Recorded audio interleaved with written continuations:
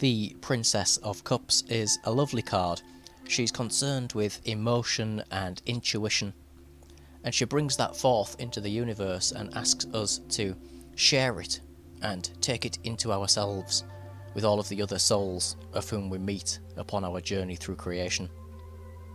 On the Rider-Waite card, we can see our Page of Cups is adorned in this floral costume representing the physical world, and she's very watery here, and offers us a chalice with this fish appearing from the top, which is Pisces and is all of the things associated with creativity and intuition and feminine creative power.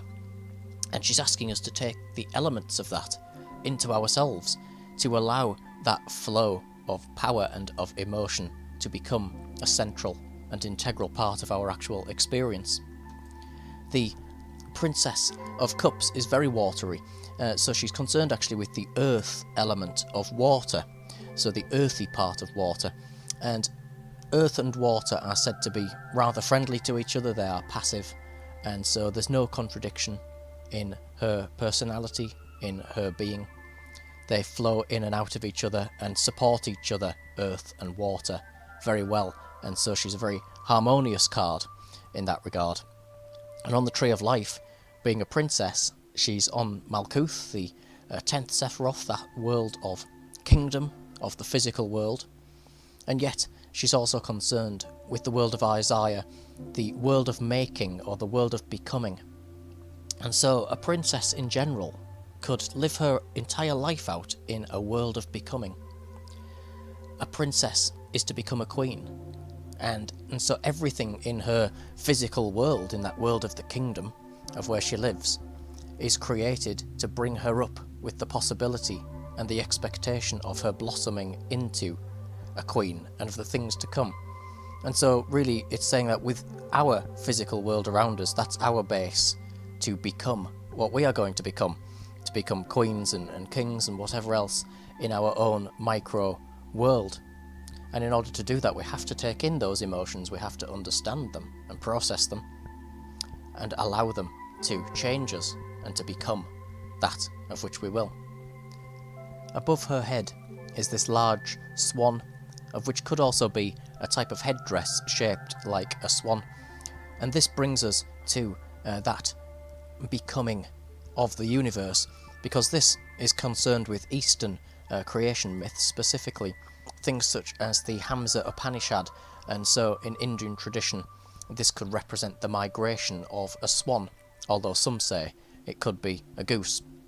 And yet it's a metaphor and a symbol, an observation really, of the migration of the soul and the reincarnation of the soul through different lifetimes and different experiences until all has been experienced. And so it's known in Hindu and in Eastern mythology as a Paramahansa, of which is the individual soul seeking the highest soul. And so it's the same thing as what we have today in more contemporary beliefs of the universe itself expanding, the universe becoming conscious of itself, a migration of souls outwards to explore the unexplored reaches of experience. And in this regard, with the Princess of Cups, to instill them, of course, with emotion and to feel all of the wonderful things and even the not so wonderful things that there are to feel and to experience along the way. This swan headdress could also be concerned with that primordial sound of creation, the Om, the symbol of peace, of creation, and of an eternal presence throughout everything in the universe. She holds up in her hands the cup, the large shell-like cup, of course, plucked from the depths of the ocean itself, and up in it is this turtle image inside the actual cup. And so this is bringing us to a Hindu philosophy yet again. And here we may see Kurma, or one of the 10 incarnations of the god Vishnu. And here he's associated with the churning of the ocean of milk, of which is a type of creation myth concerned with an elixir of immortality. And so that's what our princess is offering us here, an elixir of immortality. Just like we saw with the Page of Cups offering us that fish, that elixir of immortality is actually emotion and love and that flowing in and out of creative inspiration and things such as that. And we also see the tortoise or the turtle supporting the elephant in Hindu creation myth, and of course the earth is upon their back, and so it's showing there a type of stability, a type of conduit for the earth to move upon.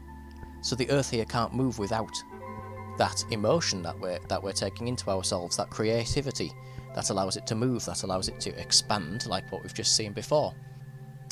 It could also, astrologically, be the symbol of Cancer, and so it's a maternal instinct, a feminine creative power, of which flows throughout this entire card, of which we can see with the fish showing up again. This time it's this large fish, said to be a dolphin, and this symbolises that power, that feminine creative power, the flowing of maternal instinct of the creation of life, of the moon, and of the flowing of emotion and of creativity, art, things such as that. It's also associated with intuition and of sensitivity, and so that just a sense of knowing in the heart rather than in the head. And it links us to the Queen of Cups, of which is the mother character of this princess, and it so it really brings in that royal house, if you like, the female goddess, that power of which brings creativity and life into the world itself. And it's that power really which permeates everything in existence and actually makes us want to experience things in the first place. It's the power of love, and so we can see emanating from the back of the swan 10 ripples or rays of light or emanations, and the 10 are the 10 Sephiroth of the Tree of Life, and so together they represent everything in existence, and yet also together they represent the 10th Sephiroth Malkuth, which is the suggestion of this card of bringing that into the physical world and seeing it all around us. Because they come from the back of the swan could also represent love in itself here.